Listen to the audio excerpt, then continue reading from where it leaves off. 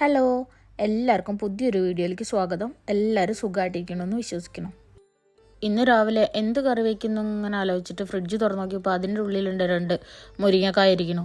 അപ്പോൾ ഞാൻ വിചാരിച്ചു ഇന്ന് മുരിങ്ങക്കായും പരിപ്പും കൂടെ കറി വയ്ക്കാമെന്ന്. അപ്പോൾ നമുക്ക് ഉണ്ടാക്കാൻ തുടങ്ങിയാലോ.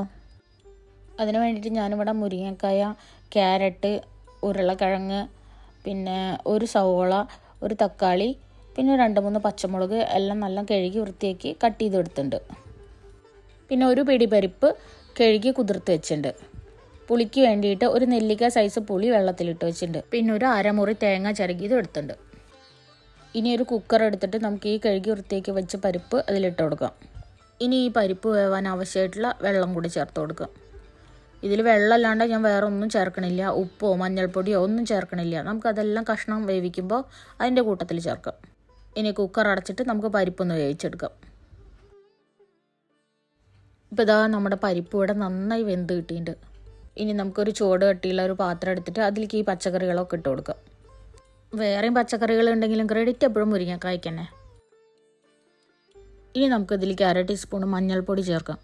പിന്നെ കറിക്ക് ആവശ്യത്തിനുള്ള ഉപ്പ്, പിന്നെ 1 ടീസ്പൂണ് മുളക് പൊടി, ഇനി 1 ടീസ്പൂൺ മല്ലിപ്പൊടിയും കൂടെ ചേർക്കാം. ഇതെല്ലാം ചേർത്ത് കഴിഞ്ഞ് വേവിച്ച് വെച്ച പരിപ്പ് നമുക്ക് ഈ പച്ചക്കറിയിലേക്ക് ഒഴിച്ചു കൊടുക്കാം. ഇനി ഈ പച്ചക്കറികളൊക്കെ വേവാൻ ആവശ്യമായിട്ടുള്ള വെള്ളം കൂടെ ചേർക്കാം. ഞാനിപ്പോൾ പരിപ്പ് വേവിച്ച കുക്കറിൽ കുറച്ച് വെള്ളം ഒഴിച്ചിട്ട് ആ പരിപ്പ് മുഴുവനായിട്ട് കുക്കറിൽ നിന്ന് എടുത്തു. ഇനി ഇതെല്ലാം കൂടെ ഒന്ന് നന്നായി ഇളക്കി യോജിപ്പിച്ച് കഷ്ണങ്ങളൊക്കെ ഒന്ന് വേവിച്ചെടുക്കാം.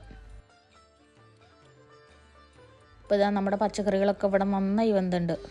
കിഴങ്ങൊന്നും ഉടഞ്ഞു പോയിട്ടൊന്നുമില്ല, ഒക്കെ പാകത്തിനുള്ള വേവായിട്ടുണ്ട്. ഇനി നമുക്കിതിലേക്ക് എടുത്തു വെച്ചിട്ടുള്ള പുളി പിഴിഞ്ഞ് ചേർക്കാം. ഇനി ഇതെല്ലാം കൂടെ ഒന്ന് ഇളക്കി യോജിപ്പിക്കാം. എന്നിട്ട് കറി നന്നായിട്ടൊന്ന് തിളപ്പിച്ചെടുക്കണം. ഒഴിച്ച പുളിയെല്ലാം കഷ്ണത്തിൽ പിടിക്കണ വരെ നന്നായിട്ടൊന്ന് തിളപ്പിച്ചെടുക്കാം.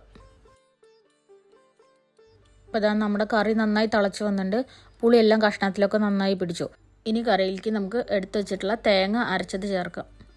തേങ്ങ അരയ്ക്കുമ്പോൾ ഞാൻ അതിൽ വേറെ ഒന്നും ചേർത്തിട്ടില്ല, വെറും പച്ച തേങ്ങ അരച്ചതാണ്. ഇനി എല്ലാം കൂടെ ഇളക്കി യോജിപ്പിച്ച് കറി ഒന്ന് തിളപ്പിച്ചെടുക്കാം. കറി ഇതവിടെ തിളച്ച് വന്നിട്ടുണ്ട്. ഇപ്പം നമ്മുടെ കറി ഏകദേശം റെഡിയായി. ഇനി നമുക്ക് ഈ കറിയിൽ കടുക് വറുത്തിടും കൂടെ വേണം. അതിന് വേണ്ടിയിട്ട് ഒരു ചട്ടി അടുപ്പത്ത് വെച്ച് ചൂടാക്കി അതിൽ കുറച്ച് വെളിച്ചെണ്ണ ഒഴിച്ചു. എണ്ണ ചൂടായപ്പോൾ അതിലേക്ക് ഒരു 1/2 ടീസ്പൂൺ കടുക് ഇട്ട് കൊടുത്തു. കടുകൊന്ന് പൊട്ടി വന്നപ്പോൾ ഒരു 1/4 ടീസ്പൂൺ ഉലുവ ചേർത്തു. ഇനി കുറച്ച് ഉണക്കമുളകും കറിവേപ്പിൻ്റെലയും കൂടെ ചേർക്കാം. ഇനി ഇതെടുത്ത് കറിയിലേക്ക് ഒഴിക്കാം. ഇപ്പം നമ്മുടെ മുരിങ്ങക്കായ പരിപ്പ് കറി ഇവിടെ റെഡി. ഇത്രയേ ഉള്ളൂ പണി. നല്ല അടിപൊളി ടേസ്റ്റുള്ളൊരു കറിയാണ് കേട്ടോ. നിങ്ങൾ ഇങ്ങനെ തന്നെയാണോ ഉണ്ടാക്കാറ് എന്നുള്ളത് താഴെ കമൻറ്റ് ചെയ്യണേ. ഇതുവരെ ഉണ്ടാക്കി നോക്കാത്ത ആൾക്കാർ ഒരു പ്രാവശ്യമെങ്കിലും ഉണ്ടാക്കി നോക്കൂ കേട്ടോ. അപ്പോൾ ഇനി പുതിയൊരു വീഡിയോയിൽ വീണ്ടും കാണുന്നവരെ ബായ്.